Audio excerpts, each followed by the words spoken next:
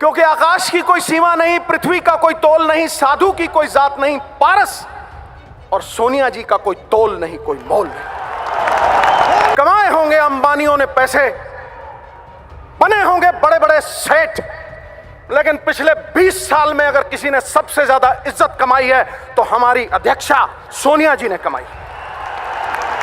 यह सत्य है और सिद्धू सत्य बोलता है। राहुल भाई आया है, मैं राहुल भाई को यही कहूंगा कि इनको समेट लो, इनको समेट लो। कुछ ही देर में अगले साल लाल किला पे झंडा आप चढ़ाओगे।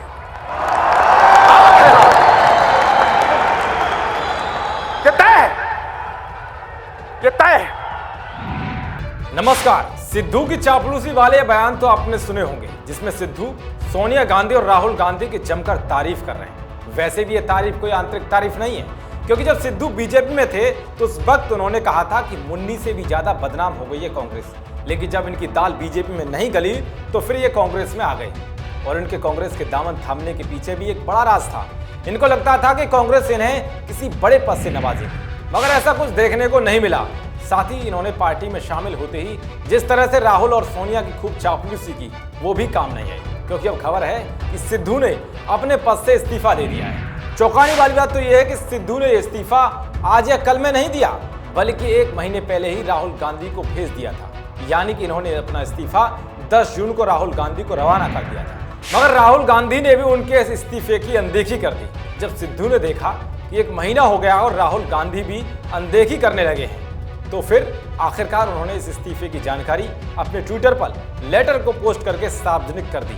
इसके अलावा सिद्धू ने एक और ट्वीट किया, जिसमें उन्होंने कहा कि अपना इस्तीफा पंजाब के मुख्यमंत्री को भी भेजेंगे, जिससे साफ है कि सिद्धू ना घर के रहे ना घाट के। बड़ी बात तो यह है कि सिद्धू ने अपना इस्तीफा 1 महीने पहले कांग्रेस अध्यक्ष को भेजा था, जबकि इस्तीफा राज्यपाल या मुख्यमंत्री को भेजना होता है। इससे सिद्धू की मंशा साफ नजर आती है कि वो ब्लैकमेलिंग का खेल कर रहे थे।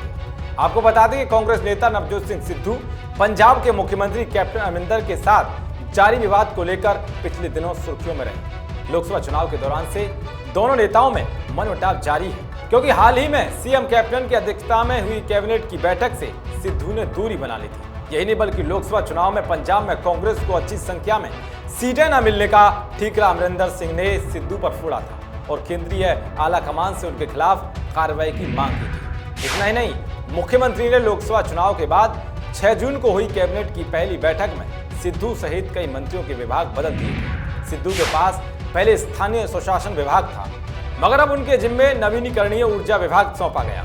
लेकिन उन्होंने मंत्री पद का कार्यभार ग्रहण नहीं किया था और न ही मीटिंग में शामिल हुए थे। उसके बाद से लगातार सिद्धू को लेकर नाराजगी की अटकलें लगाई जा रही थी, जिन पर विराम लगाते हुए रविवार को उन्होंने खुद अपने इस्तीफे की पेशकश को सार्वजनिक कर दिया है। तो वहीं लोकसभा चुनाव में टिकट न मिलने पर सिद्धू की पत्नी नवजोत कौर ने कैप्टन के खिलाफ खुलकर नाराजगी जताई थी। इसका सिद्धू ने समर्थन भी किया था। इसके बाद सीएम कैप्टन ने सिद्धू को महत्वाकांक्षी बताते हुए कहा था कि उन्हें लगता है कि शायद सिद्धू की ख्वाहिश मुख्यमंत्री बनने की है। अब देखना ये होगा, जिस तरह से सिद्धू ने पंजाब के मुख्यमंत्री को इस्तीफा भेजने की बात कही है, उनका ये इस्तीफा मंजूर होता है या नहीं, और वो मंत्रिमंडल बने रहते हैं या नहीं। सिद्धू के इस्तीफे को लेकर आपकी क्या राय है? कमेंट बॉक्स जरूर बताएं।